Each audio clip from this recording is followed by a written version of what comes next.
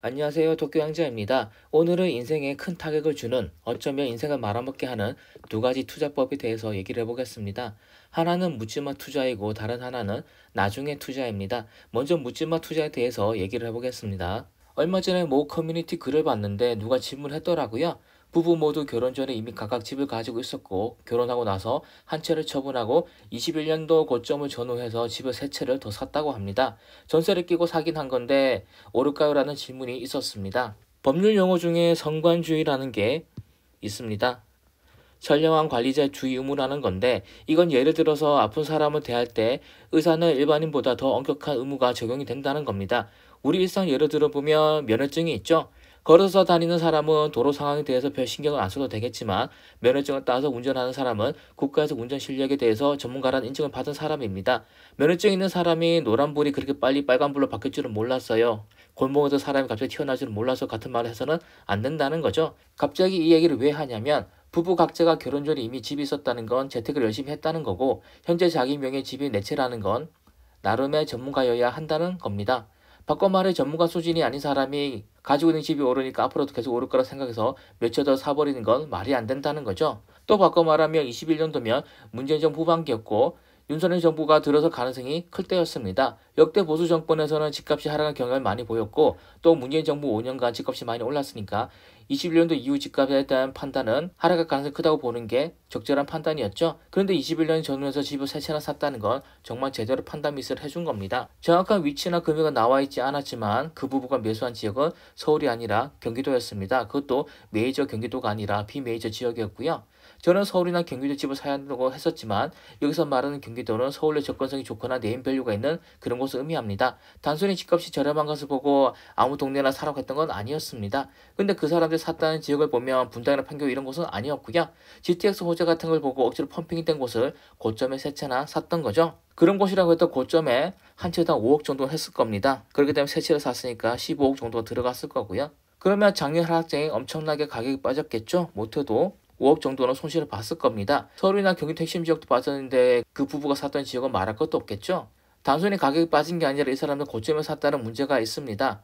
내가 10억에 산 집이 15억이 됐다가 다시 10억이 되면 이건 기분 나쁜 일일 겁니다. 하지만 내가 15억에 산 집이 10억이 된다면 이건 기분 나쁘다는 걸로 끝이 나는 일이 아니겠죠? 일반인이 5억 정도 타격을 입게 되면 이건 회복이 어려운 데미지라고 보셔야 되는 겁니다. 그 부분은 결혼 전에도 집을 샀을 만큼 열심히 재테크를 하는 사람들이었습니다. 결혼 전에 재테크를 하고 결혼하고 나서 같이 살면서 추가로 집을 샀고 그리고 지금 2023년이니까 이거 감안해도 못해도 그 부분은 10년간의 재테크를 해오던 사람이었습니다. 그런데 이번 판단 미스로 10년치 노력이 물거품이 되고 만 거죠. 한 채를 팔았다고 했으니까 폭등전에 그 집은 수익을 냈겠지만 추가로 세 채를 샀으니까 그리고 나서 하락을 했으니까 누계로는 손실을 보고 있는 걸 겁니다. 이 얘기는 10년간 투자를 해오면서 번 돈 다 날리고 추가로 손실까지 입고 있다는 겁니다. 그러면 이 사람들이 회복할 가능성이 있을까요? 전혀 불가능은 아니겠지만 시간은 훨씬 오래 걸릴 겁니다. 왜냐하면 서울이 아니라 경기도로 샀고 경기도 메인 도시가 아니라 변두리 도시를 샀기 때문입니다.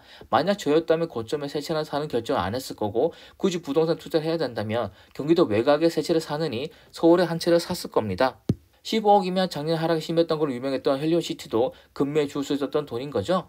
타이밍만 잘 잡았어도 작년 헬리오시티를 저점에 샀다가 지금 호가가 2억 정도 뛴 상태로 행복한 시간을 보낼 수도 있었을 겁니다. 제가 항상 강조하는 게 있죠. 투자를 할 땐 절대로 건방지면 안 된다고, 자기가 잘났다고, 자기가 행운아에 자기는 항상 돈을 번다 착각해서는 안 된다고 강조를 했었습니다. 저만 해도 나름 공부를 열심히 했었고 우리나라 상위 1% IQ를 가지고 있지만 투자 시장에서 정말 철저하게 박살이 난 적이 정말 많습니다. 한 번은 누가 실시간 저를 지켜보면서 내가 사면 가격을 낮추고 팔면 올리고 그런 식으로 엿먹이는 거라는 생각도 해본 적이 있습니다. 부동산이건 주식이건 재테크 시장은 차근차근 겸손하게 대응을 해야 되는 거지 내가 똑똑하다고 내가 노력을 들였다고 해서 돈을 버는 것이 아니라는 걸 반드시 명심하셔야 됩니다. 방금 사례의 투자 방법이 묻지마였다면 다음으로 말하고 싶은 건 나중에 투자입니다.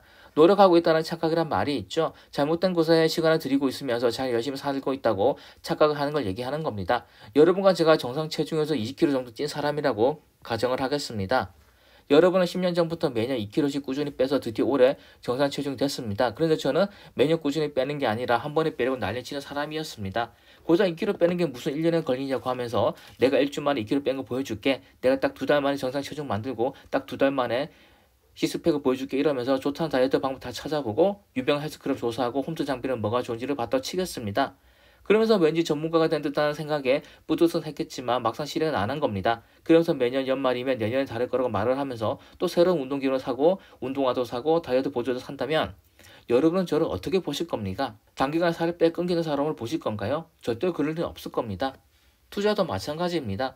제가 20년간 주식 투자를 해오면서 제일 중요하다는 게 바로 타이밍이죠. 똑같은 종목 사더라도 타이밍 잘 맞춰야지만 우리는 돈을 벌 수가 있었을 겁니다. 예를 들어서 70년대, 80년대는 석탄 산업이 대세였으니까 그 전에 석탄 산업에서 투자를 했다면 맞았겠지만 지금 석탄 산업 투자를 하면 어떻게 되겠습니까? 아니면 그때 여러분이 광산을 가지고 있었다면 그때 높은 가격에 파는 게 맞았을까요? 아니면 2023년 지금까지 들고 있다가 박살이 난 가격에 파는 게 맞았을까요? 같은 광산인데 왜 가격이 이렇게 심하게 차이가 나는 걸까요? 바로 타이밍에 그 답이 있는 겁니다. 저는 요즘 주말마다 강의를 듣는 게 있습니다. 회계 자격증 수업인데 강사를 보고 있으면 답답한 생각을 저는 정말 많이 합니다. 이 강사는 회사를 다니다가 퇴사를 하고 강사를 하고 있는 건데 회계 수업이다 보니까 주식에 예금이 하는 금융상품 얘기를 할 때가 있습니다.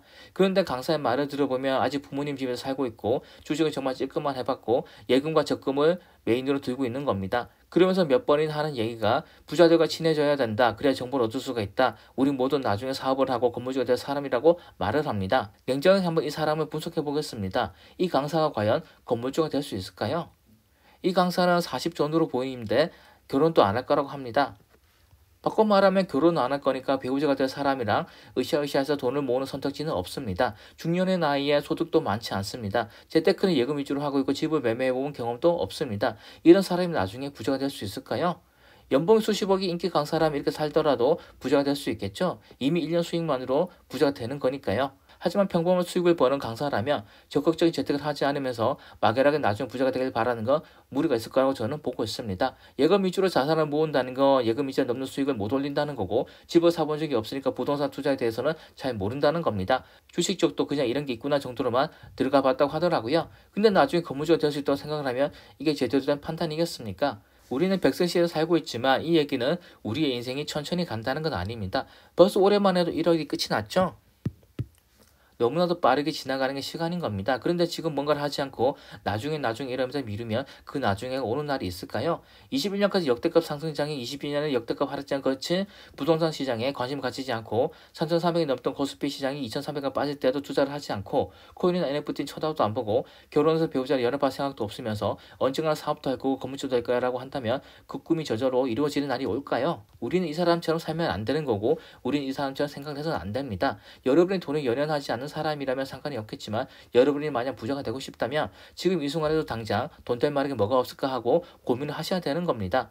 내년이면 비트코인 반감기가 올 거고 보통은 반감기 1년 전에 폭등되기 시작할 건데 폭등장이 지나가고 나서 코인 투자를 하실 겁니까? 21년 대비해서 30에서 40%씩 빠진 집들이 많고 또 그만큼 빠진 종목들이 많은 지금의 부동산 주식시장을 놔두고 반등이 오고 회복할 때 회복한 뒤에 투자를 시작하실 겁니까? 부동산 같은 경우는 몇 년이 올랐다가 몇 년간 하락을 하고 다시 오르는데 이번 하락장에서 저점이 죽지 않으면 다음번 상승장에 고점을 사실 겁니까? 아니면 그 다음 하락장에 그러니까 5년 정도 지난 시점에 뛰어드실 겁니까?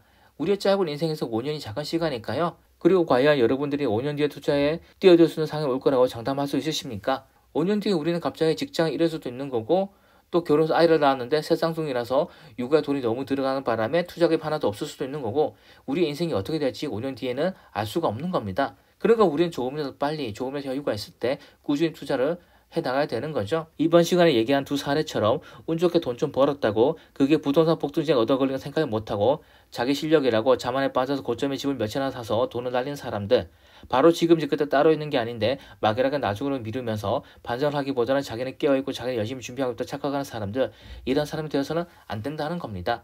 그렇지만 우리 주변에 보면 이런 사람이 정말 많죠. 그리고 그런 사람들은 얘기를 해줘도 자기가 그런 사람인지 전혀 인지를 하지 못하고 살고 있는 겁니다. 그러니까 우리라도 그런 사람들과 다르게 정신을 항상 차리고 그런 잘못을 저지르지 않도록 항상 조심하면서 남들은 안 사는데 혼자 관심이 있다며 이건 내가 호구되는 거 아닌가를 의심을 해야 되는 거고 남들은 다 관심을 가지고 있는데 나 혼자 관심이 없다면 이러다가 나 혼자 뒤처지는 거 아니야 라는 경계를 항상 할 수 있어야 되는 겁니다. 이번 주에 잠시 시간을 내셔서 본인은 어떻게 투자를 하고 있는지 돌아본 시간을 가져보시기 바랍니다. 감사합니다.